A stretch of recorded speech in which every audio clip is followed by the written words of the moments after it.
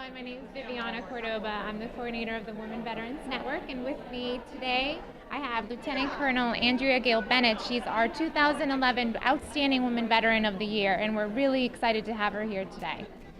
Well, that was a wonderful introduction. I don't have anything else to say. I'm really happy to be here at the conference today and to experience all that is going to be offered today, and to listen to the guest speakers, not the contestants. I'm sorry, the all of the people outside with their different employment opportunities are just wonderful to see, and I'm just happy to be a part of this. Hello and welcome to the 4th Annual Conference for Women Veterans.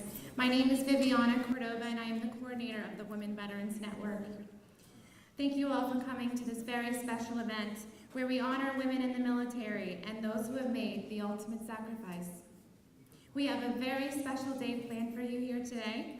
We have some amazing speakers here that have donated their time to share their skills and experiences with us, and most importantly, a day alongside your sister veterans. Please rise for the posting of the colors by the Quincy Naval Operational Support Center Color Guard, and remain standing for the Pledge of Allegiance, National Anthem, and Invocation. Leading us in the Pledge of Allegiance is Sergeant Lisa Prochnow, OIF veteran, Massachusetts National Guard. I pledge allegiance to the flag of the United States of America and to the republic for which it stands, one nation, under God, indivisible, with liberty and justice for all. Thank you, Sergeant Prochnow. Emma Marie Henderson, our soloist from JFK Middle School, will now sing the national anthem.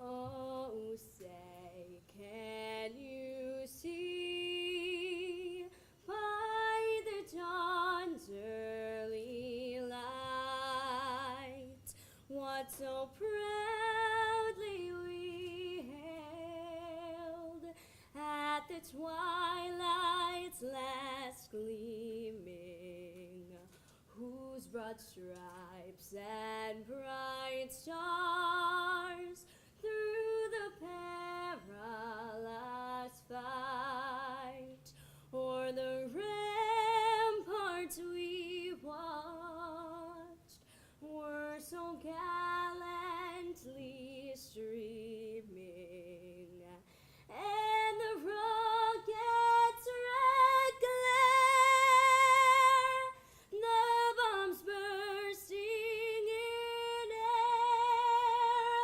gave proof through the night that our flag was still there. Oh, say does that star-spangled banner yet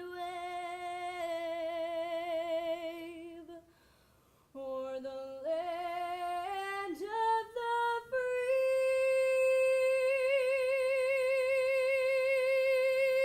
and the home of the brave?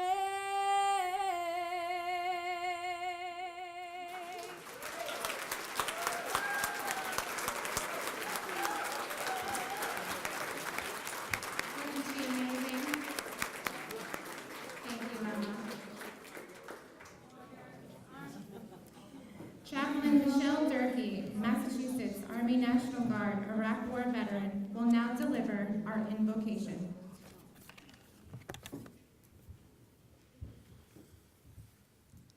If you feel free, please bow your heads with me.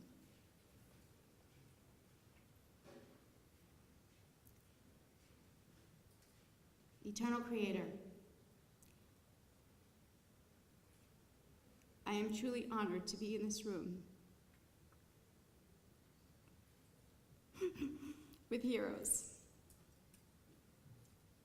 I ask that you be present during this time, and may you fill all of us here today with nothing but pride, joy, a sense of purpose, and a sense of accomplishment.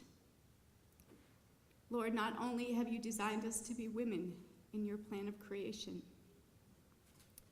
you designed us to have a passion to serve our country, to serve in the armed forces. You designed us to be mothers and wives. And you are the only one who has made it possible that we can do all of these things at the same time. Lord, I know the sacrifices these women have made to do the very best that they can in serving in all of these arenas. But I ask at this time that you be with us for the moment of silence as we remember those women who cannot be here with us in body because they have paid the ultimate sacrifice. So please bow your head with me.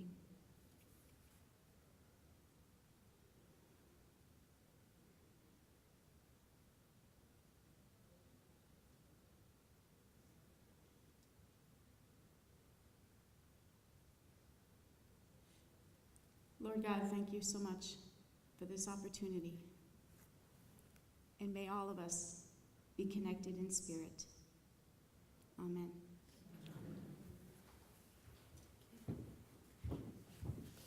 Please remain standing while the colors are retired.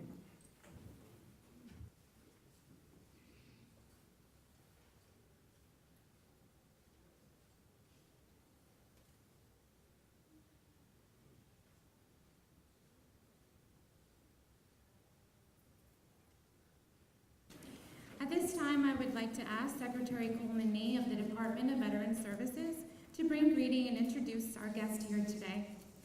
Secretary Nee joined the Department of Veterans Services in 2007 and has worked tirelessly on behalf of the veterans of the Commonwealth. He's been involved in several initiatives for women veterans, and as a veteran, first and foremost, I can sincerely say that one of his top priorities is always emphasizing the needs of women veterans and the vital role women have always played in the military, today and always. He's a veteran himself of Operation Desert Storm, where he served in the United States Marine Corps and was appointed to Secretary January 24th, 2011. Please give a warm welcome to Secretary Coleman Nee. Thank you so much. There's a lot of talented people that work at DVS, but I don't think we could have picked a better coordinator for the Women's Veterans Network than Viviana Cordova. Thank you so much. Mr. President, Representative, Secretary Griffin, it's an honor to be here today. In fact, I'll let you in on a little secret. I go to a lot of events all year long. We have a lot of different programs, and some of those folks are here from some of our other programs as well. And I do appreciate all of them, but truth be told, this is my favorite event. I love this event, and I love the energy and the power that all of you bring to this. And so many of you have come back year after year, and so many of you that are new. Thank you for what you're doing, and thank you to and happy birthday to any of our soldiers that are here today. We just had a Flag Day was the 237th birthday of the Army. You know, there are a few days more meaningful in American history for women than June 12th of 1948. 64 years ago, the Women's Armed Services Integration Act was enacted by Congress, giving non-nurse women permanent status in the U.S. Armed Forces and eliminating most women-only components from our service branches. Significance of this day is remarkable, especially for the over 27,000 women veterans that reside here in Massachusetts. Notwithstanding the legislation that this still imposed, the limitations that this legislation still imposed on women in service, it was a first step towards full and equal participation in the military. And while we're not there yet, the dream is closer today. And while this may have been a matter of fairness in 1948, in 2012, and especially over the past 10 years, we know that a full and complete integration of women into all disciplines and roles in our armed forces will not only create a more fair environment, it will more importantly create a stronger military that fully utilizes the resourcefulness, the courage, the integrity, and the fortitude that our sisters in arms bring in great abundance. The status of women veterans today is pretty remarkable. Fully 14% of our active duty and 18% of our National Guard reserve forces are now women. In contrast, the percentage of women in uniform was just 2% in 1950. The nature of warfare places women in hostile battle spaces in increasing numbers, with ever-increasing opportunity for direct fire combat with armed enemies, and women are sustaining injuries similar to their male counterparts, both in severity and complexity. Women are now the fastest growing cohort within the veterans community, according to a new draft Women's Task Force report issued by the VA. In 2011, about 1.8 million, or 8% of the 2.2 million veterans were women. The male veteran population is projected to decrease from 20.2 million men in 2010 to 16.7 million by 2020. In contrast, the number of women veterans will increase 1.8 million in 2011 to 2 million in 2020, at which time women will make up 10.7% of the total veteran population. And the population of women veterans has grown steadily over the last decade because of the increasing number and proportion of women entering and leaving the military, the more favorable survival rate of women compared to men at any given age, and the younger age distribution of women veterans compared to male veterans. In 2010, the estimated median age of female veterans was 48, compared to 62 for male veterans. In short, you are the future. But this rise in population has also presented some unique challenges, particularly for those veterans coming out today. We know, based on reports from the VA, that women have higher physical and mental health needs. Higher proportion of female veterans at 22% are diagnosed with mental health problems than male veterans. The most common diagnosis among women veterans seeking care are PTSD, hypertension, depression, high cholesterol, low back pain, gynecological problems, and diabetes. Studies show 31% of women veterans have both medical and mental health conditions, compared with 24% of male veterans. And among women veterans with diabetes, 45% have serious mental health issues or substance abuse disorders. In FY 2009 and FY 2010, PTSD, hypertension, and depression were the top 3 diagnostic categories for women veterans being treated by the Veterans Health Care Administration. We know that women have a higher incidence of military sexual trauma, and that 1 in 5 women veterans who use VA for health care screen positive for MST. We know that the number of women veterans using VA has increased 83% in the past decade, from about 160,000 to over 292,000 between FY 2000 and FY 2009, compared with a 50% increase in men. We know there are still gender-based disparities in healthcare quality, and that high-quality scores related to contributors to cardiovascular disease risk were worse for women veterans when compared to male veterans. We know that female veterans have higher rates of homelessness, and while the VA has decreased the overall number, 12% of homelessness, between January 2010 and January 2011, that 12% is a national average. We decreased veterans' homelessness here in the Commonwealth by 21% in that same period. The overall number of homeless veterans is declining. The number of homeless women veterans is increasing. And that female veterans are twice as more likely to be homeless when compared to female non-veterans in the United States. Female veterans living in poverty are more than 3 times likely to become homeless than female non-veterans living in poverty. We know that female veterans have increased need for access to childcare. In a survey, VA found that 1/3 of veterans were interested in childcare services, and more than 10% had to cancel or reschedule VA appointments due to lack of childcare. We know female veterans have a higher level of service-connected disability ratings, a higher demand for educational benefits among OIF and OEF and Noble Eagle women veterans, and underrepresentation in memorial services. In short, we know there are still many, many challenges to go. And while we serve veterans here in the Commonwealth better than we serve anywhere else in the country, we know that you and us together will meet many of these challenges. And while we've come a long way, we're not there yet. But I understand that today, using your strength and your courage and the resources that you bring to us with the providers, the many providers that you have out here today, we'll be a little bit further along tomorrow than we were yesterday. And we are going to get there. And I have to tell you, not only as Secretary of Veteran Services, but also as the father of a daughter, I deeply, deeply, deeply appreciate all that you have done in defense of this nation and in defense of women, veterans and non-veterans. And I thank you for your courage, I thank you for your convictions, and I thank you for coming here today. It's now my honor to introduce someone who is not only a woman veteran, but an accomplished professional and a friend of veterans throughout the Commonwealth and folks with disabilities throughout the entire country. And she is an incredible woman, an incredible professional, brings a lot of strength and a lot of passion to her job. It's my honor at this time to introduce Christine Griffin. So thank you. It's great to be here. Great to be here. As Assistant Secretary of Health and Human Services, I get to work with Secretary B and all the people at Vet Services. And can I just say, I've been to now several events they put on. They are fabulous. Really. All the vet staff, where are you? Where's the Veteran Services staff? Come on, stand up. You get it.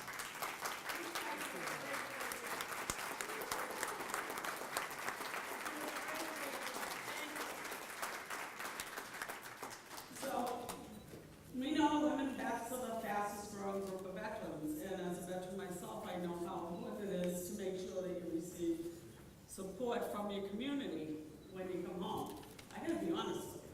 When I got out in 1977, I kind of said, see ya, apply for unemployment. I remember that. I'm like, what? No, apply for unemployment, you'll get it automatically going, I'll see you later. That was our transition planning, wasn't it? I know it's better today, and I know it can be better. Nationally, I know it's good here in this state because people here really care about it. And this is one demonstration of one of the efforts of the Commonwealth and this administration to make sure that women veterans do have benefits, services, information about all the things that they need to really thrive. And it doesn't matter whether you get out yesterday or whether you got out 10 years ago. There's always an opportunity to learn more about the services and the opportunities that are available to women veterans because they do change over time. All too often, female veterans return from active duty and assume a role as caregiver and provider. You kind of never left that while you were in either. And we know, and based on the statistics that Coleman just talked about, we know that women veterans are caring for so many other people, they're not really taking care of themselves. And here's a real opportunity to learn about maybe some of the healthcare opportunities that might be available to you.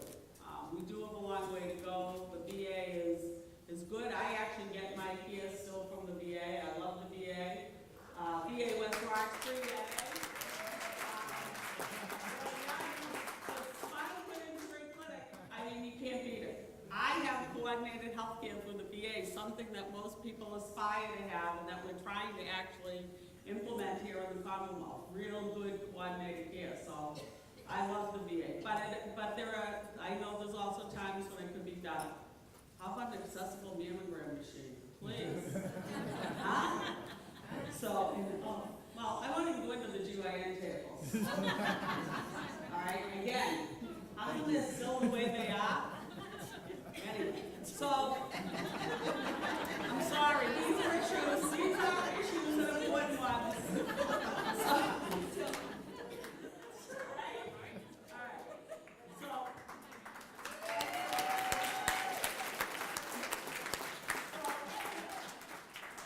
and you wonder why our healthcare needs are. So one of the core values of this administration, Governor Patrick's administration, really is this principle of community first. We talk about it all the time. And sometimes people think it's just for people with disabilities or elders when we talk about serving them in their community. It's really about everybody. It's about everybody having access to what they need in the community, to be able to get a job, to be able to get the services you need. This is truly an administration that embraces those principles of community first and getting you the services you need in the community in which you live. We also strengthen our community supports and help veterans transition back to their communities as they reintegrate into their life with their families, communities, and employers by connecting vet services with every community that there is in the Commonwealth. One of the reasons we have this great women's veterans network in Massachusetts is really to give you the information you need and to advocate on your behalf for more services from the legislature. I hope you will I hope you'll be able to use this day here to actually get the information you need and to learn about maybe some new benefits and services that are available and really making the most out of the opportunity to really connect with each other. I urge you to really take advantage of the resources that are here and that this great group of vet services put together for you. I want to thank you for your service and I appreciate the opportunity to be here. Could not ask for a stronger advocate for women veterans at EOHHS. Thank you, Secretary Griffin. Appreciate it. Thank you. I know Mayor Flanagan did want to be here, and I'm not sure. I think he might have been delayed. I know it was quite a busy schedule today. I do want to thank him and the city, though, for not only for helping us with this conference and for welcoming us here today. Fall River is a community that has been hit disproportionately with active duty soldiers, sailors, airmen, and Marines either being wounded or being killed over the last 10 years. And the community has rallied together for many of those Gold Star families and for services as well. And we appreciate deeply the commitment that the city has made. I would ask, though, if a fellow Marine and a state representative who represents the area, Representative Paul Schmidt, if he could come up and say a few words on behalf of the city, that would be great. Thank you very much, Mr. Secretary. Thank you.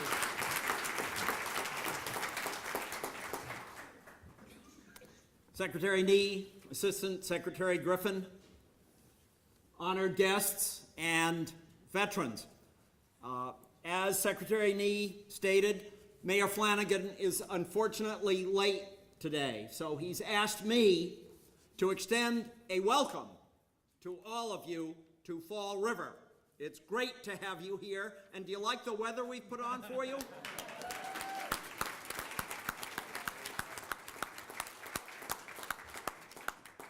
We are here on the Bristol Community College campus, a community college which is generally accepted as a leader in Massachusetts, thanks to the able leadership of President Jack Sprague. Jack, thank you very much for your service. We hope that after the conference is over, you'll have an opportunity to visit a little bit in Fall River.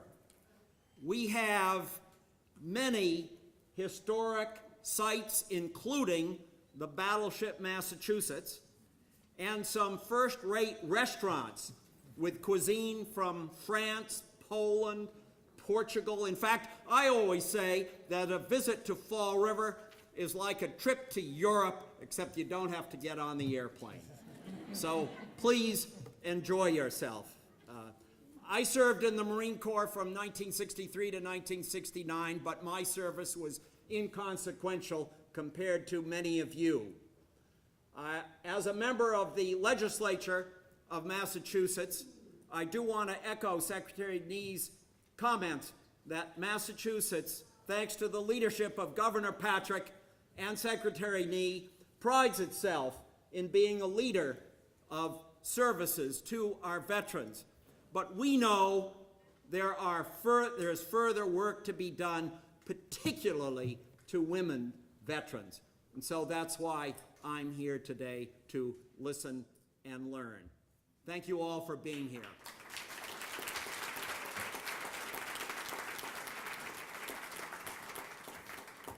Thank you, Representative, not only for your welcoming remarks, but for your commitment to veterans, especially demonstrated recently through the passage of the Valor Act, which I had the privilege of witnessing the governor sign. That act has many new benefits and services that are applicable for veterans, and I won't go into them right now, but suffice to say, if you're interested in that, it is pretty comprehensive. There's some information on our website. and we can get you that as well. It's now my honor to introduce our keynote speaker today, Susan Luz. Susan is the author of The Nightingale of Mosul, A Nurse's Journey of Service, Struggle, and War. She is one of the highest-ranking female soldiers of the 399th Combat Support Hospital, an Army Reserve unit based out of Massachusetts. In 2007, she was awarded the Bronze Star for meritorious service in Iraq. Trained in a nurse, she has lived a life devoted to public service and has worked in inner-city schools, jails, and adolescent psychiatric wards. A former Peace Corps volunteer to Brazil, she holds a nursing degree from the University of Rhode Island and a master's degree in community health nursing from Boston University. Susan lives with her husband George in Rhode Island, and it's my honor to introduce to you our keynote speaker for today, Susan Luz. Thank you.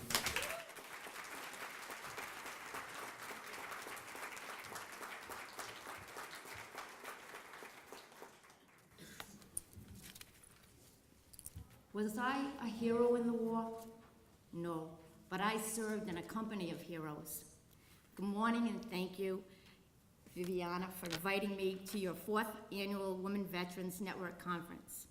It is my honor and privilege to be your guest speaker today, as you women veterans, my band of sisters, are truly my heroes. President Ronald Reagan once said, "Some people spend an entire lifetime wondering if they made a difference in the world." Soldiers, sailors, airmen, Marines, and Coast Guard, like yourselves, don't have that problem. My name is Colonel Luz, Susan to my family and friends, and anybody who truly knows me would tell you, as a 100% Irishman, I love to talk and tell the tall tales, but in reality, I get very nervous in front of big crowds like today. He and my mother had, George and I would be just fine.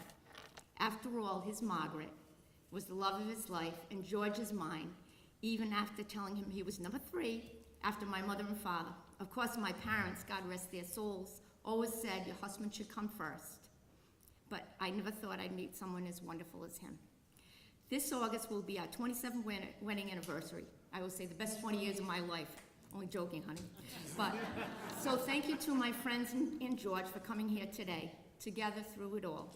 After all the years, I love you all. As I said, my name is Susan. You may not know me the first time we meet. I'm just another you see on the street, but I am the reason you walk and breathe free. I am the reason for your liberty. I am a veteran. I work in the local factory all day. I own the restaurant just down the way. I sell you insurance. I start your IV. I've got the best looking grandkids you'll ever see. I'm your grocer, your banker, your child school teacher. I'm your plumber, your barber, your family's preacher. But there's a part of me you don't know very well. Just listen a moment. I have a story to tell. I am a veteran. I joined the service while still in my teens. I traded my prom dress for camouflage greens. I'm the first in my family to do something like this. I followed my father like he followed his. Defying my fears and hiding my doubt, I married my sweetheart before I shipped out. I missed Christmas, then Easter, the birth of my son, but I knew I was doing what had to be done. I served on the battlefront. I served on the base. I bound up the wounded and begged for God's grace. I gave orders to fire. I followed commands. I marched into conflict in far distant lands. In the jungle, the desert, on mountains and shores, in bunkers and tents, on dank earthen floors. While I fought on the ground, in the air, on the sea, my family and friends were home praying for me. For the land of the free and the home of the brave, I faced my demons in foxholes and caves. Then one dreaded day, without drummer or fife, I lost an arm, my buddy lost his life. I came home and moved on, but forever was changed. The perils of war in my memory remained. I don't really say much, I don't feel like I can, but I left home a child and came home a man, in my case a woman. There are thousands like me, thousands more who are gone, but their legacy lives on as time marches on. White crosses in rows and names carved in Q remind us of what these brave souls had to do. I'm part of a fellowship, a strong, mighty band of each man and each woman who has served this great land. And when old glory waves, I stand proud, I stand tall. I help keep her flying over you all. Yes, I am a woman veteran, just like all of you. As I said, my name is Susan. That poem by Andrea Brett was sent to me, my first Veterans Day home, by my counterpart, who I replaced in Iraq. I knew I was a military nurse 3 days into country when in the middle of the night, I heard the first crackle of the loudspeaker coming on, the voice on it loudly telling me, "Bunkers, bunkers." And when it was all over, I was sure a mass casualty was breaking down my door, and I knew I wasn't in Kansas anymore. My counterpart, Specialist Tara Edmondson, was hit with a mortar, had emergency surgery, and shipped out to launch through Germany that night. She survived, and every Veterans Day we celebrate the men and women that have worn the uniform of the United States of America and who have served this country well. Just recently, we celebrated Memorial Day, the day we put aside to remember our fallen heroes and pray that no other heroes will ever have to die for us again. It is a day of thanks to the valor of others, a day to remember the splendor of America and those of her children who rest in cemeteries across this nation and abroad. It is a day to be with your family, tend a cookout, spend the day at the beach, watch your town parade. But as one sits on the sidewalk waving the flags as the bands go by and listening to Lee Greenwood's song, his words, "I'm proud to be American," don't ever forget the brave soldiers who died for a cause they considered more important than their own lives. They didn't volunteer to die. They volunteered to defend our American way of life. I don't have to tell you in the audience how fragile the precious gift of freedom is. Every time we hear, watch, or read the news, we're reminded that liberty is a rare commodity in this world. We women veterans here today know that and should be very proud of your service. And as I helped lower the flags to tap in the American cemetery just a few days ago in Normandy, France, I said to myself, she served too. In 1972, after college, I wanted to go to Vietnam, but my father, a Silver Star, Purple Heart, World War II veteran, first sergeant, under General Patton, wouldn't hear of it. Instead, I just listened to my father because that was it. I went off into the Peace Corps and later to South America with Project Hope, which used to be the Ship Hope, as a nurse and midwife. But I always wanted to be an Army nurse. It wasn't until the age of 33, when I was commissioned as a first lieutenant in the Army Reserve, that I fully understood why my dad hadn't wanted his own daughter to face the horrors of war. Nurses died in World War II. If only he knew that I would face another type of brutality, not in a war zone, but doing humanitarian work as a Peace Corps volunteer. Yet I survived that terrible ordeal, and after recovering a few months in the hospital from my wounds, I returned to the village I so loved and the poor people I was there to help. But I grew up overnight. There are a lot of bad people in the world, but my time in South America was very rewarding, and because I learned Portuguese and Spanish, I was the one in the Army to head up all the humanitarian missions overseas. Of course, I did go off to war zones later on, but then again, my 40 years as a nurse in inner-city schools, psychiatric wards, and prisons were like war zones in themselves. When I returned home after serving during the bloody surge in Iraq, my brother Bill, my older brother Bill, he's the older of two boys, he's younger than me, he called our local newspaper to tell him I was his hero. After the article came out, I was approached to write a book. I guess they thought an account about the highest ranking female from the 399 Combat Support Hospital, Order the Bronze Star, would sell a lot of books. Now, my autobiography would be a bestseller, but I had no intention of telling my story, as I'm no hero. But I finally relented and wrote The Nightingale of Missoula. And actually, I don't use a computer. If you saw me up here, I have my paperwork here. So I didn't know, I said, I can't write a book, I don't use a computer. I'm a very smart girl, but I don't like the computer. So what I did was he would call me up every week for about 8 weeks, and I would tell him my story. So it's Marcus Brotherton I wrote the book with. It's about my journey of service, struggle, and war, to pay tribute to all the heroes I've known in my life, including my nephews, who I dedicated my book to. And this is how it reads: in war, I fought the battles every day, but my 3 nephews, Jeffrey, Matthew, and Ryan, they fight their battles every day against cystic fibrosis. but I know they will win. So that's who I dedicated, and I love them all. And my one nephew, Jeffrey, was the first American when I first came home from Iraq to have a third double lung transplant at the Cleveland Clinic. And when he opened his eyes, who do you think was taking care of him? My chief nurse from Cleveland, Ohio. So it's a very small world. My nieces and nephews mean everything to me. They are the children I never had, but in Iraq, at the age of 56, I was the mother to my second family. I am proud to be a military nurse, and like Jimmy Stewart's character in It's a Wonderful Life, I truly believe I've made a difference in other people's lives after reading my own book and looking back on my career. I've cared for a lot of patients in my life, but not all of my patients were brave soldiers who would die for their country. It is these patients I will remember the most, especially the ones who died in the arms of our hospital unit who so valiantly tried to save them.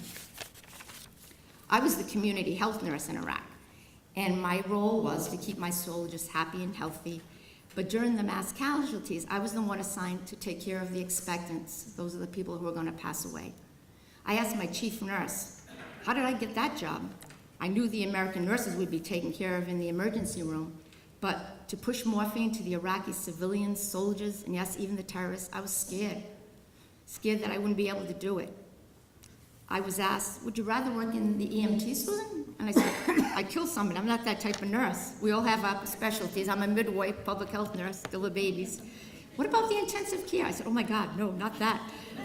Those are the jobs of my amazing medical surgical nurses, like Captain Maloof I have right in front of me here today. I was told, who better than you, Colonel Luz, to hold their hands and cover them till they passed on. I guess he knew what he was doing when he gave me that job during the mass casualties, because I was there when they brought in Sergeant Brent Dunkelberger. He was out of 1st Cav, out of Fort Bliss, Texas. He was the first soldier to die in our hospital. And when he came down to us, it was the first time we had a mass cal. He died right in the emergency room. He was supposed to go to another area, but he came to us, and I thought he was still alive. And I kind of froze. Thank God for my enlisted specialist Tice, because I just looked at him, and all I could think he was my other best friend, Donna, who was in the Peace Corps with me, my roommate in college. Her son, only son, who was a redhead.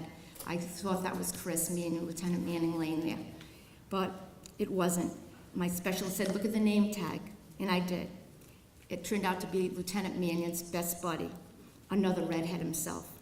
I was so relieved when I saw his name tag, but then became so sad that another mother had just lost her son, a wife, her husband, and her children, their daddy. In the same Humvee that day, where the gunner died, Sergeant Brent Dunkelberger, was the driver, a young, probably 20 years old specialist, Matthew Grimm. He was wounded, but felt the next time he wouldn't be so lucky. It was around Christmas time, and I assured him, you know how nurses are, Christmas goodies and things like that, big hug. Of course, they hated when, they got nervous when the colonel gave a big hug, and I said, oh, we're a reserve unit, we can do that. I told people I know the chain of thing, but I just felt that this was my second family I had to take care of. So I said, no, specialist, everything's gonna be okay. Well, 1 month later the day, he would be killed by an IED, along with 4 other soldiers in his unit. And Lieutenant Chris Mannion was in the car right behind him. So it was an awful day. Captain Maria Ortiz, who I first met in Baghdad, another nurse, and she was active duty. She was getting married in about 3 months. She was going back to the States. She became a good friend, but she was the first American nurse to die in Iraq, and that was her claim to fame, if you want to say that. Because everyone said, oh, there haven't been any nurses that have died in Iraq, and Captain Maria Ortiz, my friend, was the first one. She paid the ultimate price, like my husband's cousin, Lance Corporal Brian St. Germain, who died 2 months before my last deployment overseas. My husband's 22-year-old cousin was on his second tour when he was killed with 6 other Marines in a flash flood while out on patrol. But he loved being a Marine. I will never forget all of these people I just talked about. They will always be in my heart. And like my dad, who was a World War II veteran, my father-in-law. My father-in-law actually was George Luss. He was one of the Band of Brothers. I don't know if you saw the HBO miniseries. He was killed in a very bad accident, but he was the funniest guy I ever know. And if you see him in the miniseries, Rick Gomez plays the part. And that's why we were in Normandy, France. We were dedicating a statue with Dick Winters and the Band of Brothers. So anyway, he was a military person along with my husband's brother, who was my age, Steve, and actually he was with the K-9 in Vietnam. And he just retired as a California Highway Patrolman. Well, like them, I too am proud to be a veteran. When I was growing up, there was just boys that were veterans and boys in the Army. Now we all know different. We all have known soldiers who did not live to be called veterans like us. But this nation will never forget their lives of sacrifice and all they did for us. I retired from the Army Nurse Corps 2 years ago at the age of 60. But I still work full-time as a nurse. I teach community health nursing for the University of Rhode Island College of Nursing. I do a lot of, I have set up my little area over there. If you'll see all the nurses, the pictures there. I do a lot of charity book signings for the Wounded Warrior, for cystic fibrosis, and I volunteer with the VA to promote what women in the military have done for their country. My good friend and fellow woman veteran, Beth Grady, is in the audience over there. She's the director of our own Women's Veterans Program in Rhode Island. She will tell you they are coming home with PTSD, doing drugs and alcohol, and yes, even homeless. That is why my bumper sticker on my car says, "She served too." Beth gave it to me. I also saw Carla in the audience. She's from the Veterans Administration in Rhode Island. I thought I was coming to Massachusetts to not see everybody, but I see a lot of people I know. Well, that sticker that Beth gave me, I'm reminded every day, no matter how nervous I get in front of crowds, I need to be a voice for my fellow female veterans. But I'm kind of feeling right at home with you guys, so I'm not really nervous anymore. But to quote from Henry V, William Shakespeare, "From this day to the ending of the world, we in it shall be remembered. For he today that sheds his blood with me shall be my brother. We few, we happy few. We band of brothers, and may I say, we band of sisters too." I am so humbled to have been part of this elite sisterhood today. Thank you again for having me. God bless you all, United States of America. I tried to make it short so we could have fun. Thank you, Carol.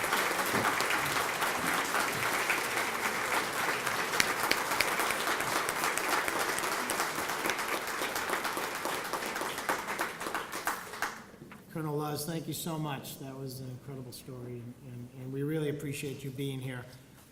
Before I introduce our next speaker to give some remarks, there is another incredibly accomplished and very dedicated veterans advocate here that I would like to make mention of. I know we talked a little bit about the West Roxbury VA, but up at Bedford, the VA up at Bedford has an incredible leader, an accomplished woman who is the medical director of that facility, and she's here with us today, Christine Croto. Christine, thank you.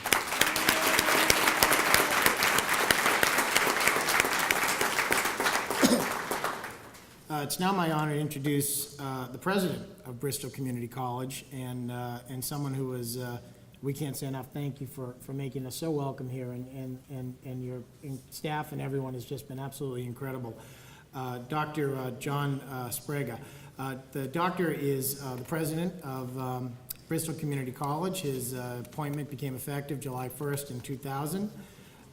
In his role here, he's also a member of the New Bedford Workforce Investment Board.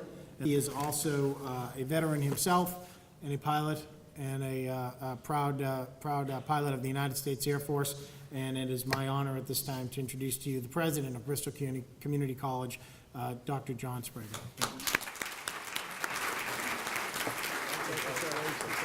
Thank you. Well, thank you for that gracious introduction, Mr. Secretary, and Assistant Secretary Griffith and Representative Schmidt. We're very glad to have you here, and all of us here. I want to welcome everyone to Bristol Community College. Some of you came quite a distance. We're very proud of our campus.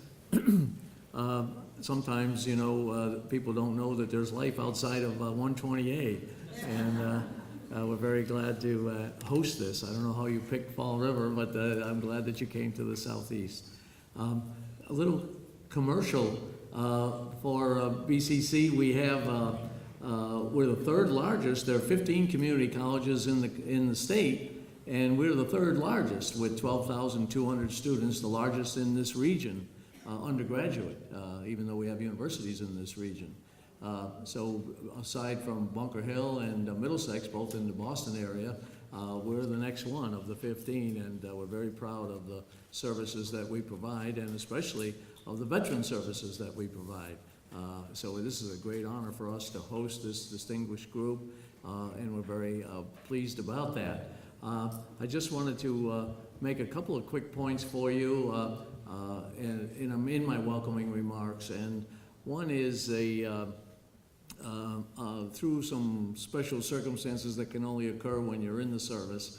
I had virtually a 3-year uninterrupted tour, not wasn't uninterrupted, but in Vietnam. And the point I wanted to make to you about that was not to talk about me, but for all the difficult things that you can imagine happened in those years, the most shocking day should have been the happiest day of my tour, and that was the day I arrived back home in Holyoke, Massachusetts, out in the West End. And I was absolutely ecstatic coming down the ramp, but I was shocked when I saw what had happened to my parents in that long period. They had aged, they had grown feeble and old, and just in the period, and I felt responsible for that, for the time that I had been away. They were worried sick. I was flying around the skies, and not so much friendly skies, but flying around and pretty much in control of my own destiny. But they didn't know that, and they didn't know. And every day, it hit me. Every day was a crisis for them, if you will. Waiting for that phone to ring, waiting for the telegram or the door to knock. If you remember the book back in the 80s now, it doesn't seem that long ago, but there was a book about everything I needed to know I learned in kindergarten. Well, on occasion I've had that conversation and been able to talk about it from a podium, where everything I needed to know, I feel, came from the military. And it's instilled in me. I mean, I was a young kid, ROTC graduate, and thought I could rule the world, until I met the professionalism and the discipline and the just the high standards that are so prevalent throughout the services, all of them. I was in the Air Force, but I know that's true of all of the services. And the point I wanted to make about what qualities the service instilled in all of us are useful beyond our service careers, because they made us better human beings. Okay. They still get a kick out of the drill sergeant in the advertisements, that throws Kleenex at someone and trying to counsel them, I'm not your mother, But the point that the relevance, I think, for today, at least in my opinion, is that those qualities that you have will stead you through the rest of your post-service career. And we've heard terrible stories, and we have them here at Bristol Community College, of not only veterans who need help, but disabled veterans and disabled homeless veterans. We have all three in one person. So this is very important. There are some tables about career centers and what will help you find opportunities and careers post-service. And I think that what you should market, and that's the point of this comment, is that what you should market are the wonderful skills that you learned. And I'm not talking about your specialty, whatever it was, but just as a general quality of a human being that you learned in the service. And they will take you, and they've done me great strength and support throughout my career.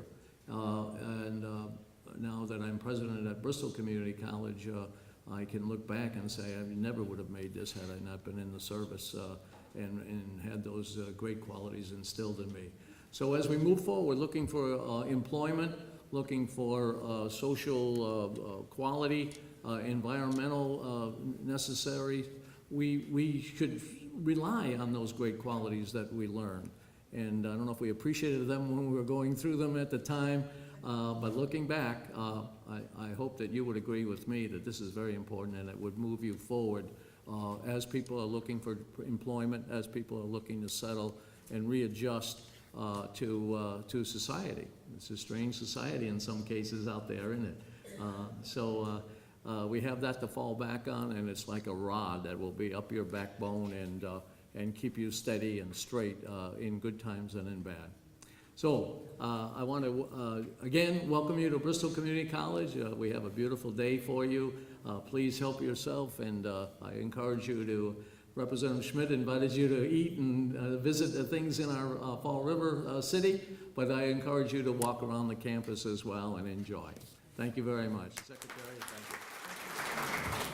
you. So we mentioned Mayor Flanagan before, and Your Honor, we talked a lot about your commitment to veterans and especially the price Fall River has had to pay over the course of the last 10 years.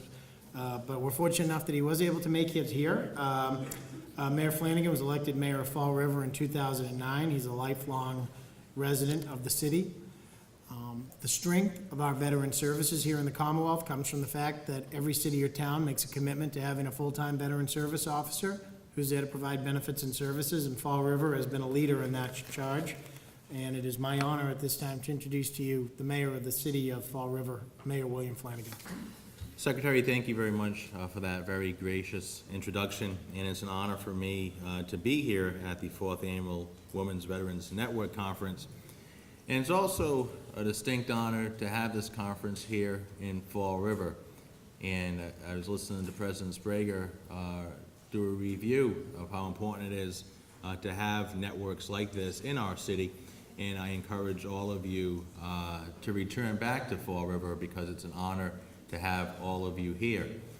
And as the Secretary pointed out, as the mayor of this community, I have made a overwhelming commitment to ensuring that our veterans receive all of the benefits that they are entitled to, whether it's access to affordable housing, access to a job, access to health care or education. Myself and our veterans agent, Ray Haig, are ensuring that we're doing all that we can to serve those servicemen and women. And that's important. All of you have made the sacrifice of enlisting in the United States military and going above and beyond the call of duty to protect our freedoms back here at home, and also to fight for the freedoms of others. And Fall River, especially over the last 3 years, has suffered a number of tragedies. A number of our servicemen were killed in duty, and they paid the ultimate sacrifice for our nation. And the city of Fall River is one of those cities like no other that was always coming together to lend a hand and a shoulder to the families who suffered that unthinkable loss. So when I was coming in here this morning, I had an opportunity to stop by a few of the booths, and this is really a great networking event here today, and I hope that all of you who are in attendance are able to get something out of it. And it's important that you do, because all of you have served this country honorably, and on behalf of the over 90,000 citizens of the city of Fall River, I want to personally thank you for your service, and also thank you for allowing me the opportunity to bring greetings on behalf of our city. God bless you.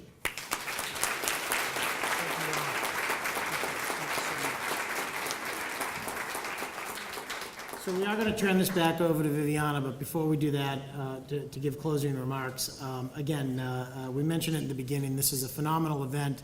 It doesn't happen on its own. It happens because of all of you, because of our Women's Veterans Network, our strong Women's Veterans Network, our strong Governor's Advisory Council on Women's Services.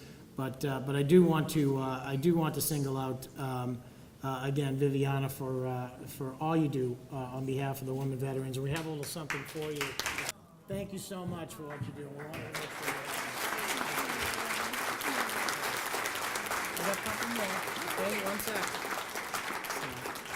And we also did have the pleasure of hearing Emma Henderson earlier today, and Emma has performed, she performed a few years back at our Women's Veterans event, and we basically, upon hearing her rendition of the Star Spangled Banner at that time, put her under long-term contract for the Department of Veteran Services. So, Emma, would you please come up and get some photos?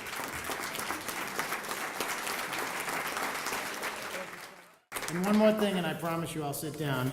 And I don't have flowers only because I'd be getting off cheap if I bought this woman flowers. She's going to hit me up for way more than that. So I have, especially over the past week and the past couple of months, I've had just the incredible honor and privilege of working with someone for whom I definitely take more away from than I think I impart, and that's unfair to her, but we're all served better by the tremendous hard work and dedication of Colonel Cheryl Poppy from our staff and Deputy Secretary. Thank you.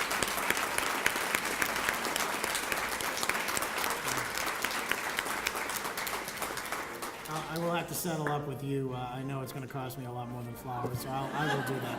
So again, Viviana's going to wrap it up, but thank you so much, and please enjoy the day. And remember, our commitment doesn't end and begin and end with today. Every day in the Commonwealth is Women Veterans Day, and we need to make sure that that remains valid, and we are accountable, and that comes on you giving us feedback, what we can do better, and again, doing what you do to advocate on behalf of women veterans. Thank you very much. Colonel Liz, on behalf of the Massachusetts Women Veterans Network, I want to present you with this token of appreciation for sharing your story with us today. And there was a piece in your book that I found really inspiring where you shared that serving others was always your top priority, and I take that to heart. Thank you. I would like to introduce to you the Women Veterans Network Steering Committee. We're also fortunate enough to have members of the Governor Advisory Committee on Women Veterans here today. Would those ladies please stand? And lastly, many, many thanks to our staff at the Department of Veteran Services for your constant encouragement and support of our program. Each November, we hold an event at the State House called Women Veterans Appreciation Day, where we honor the contributions of women veterans to our nations and select an outstanding women veteran of the year. And we actually happen to have our 2010 and 2011 winners here today, Captain Mary Jo Majors and Lieutenant Colonel Andrea Gail Bennett. Where are you?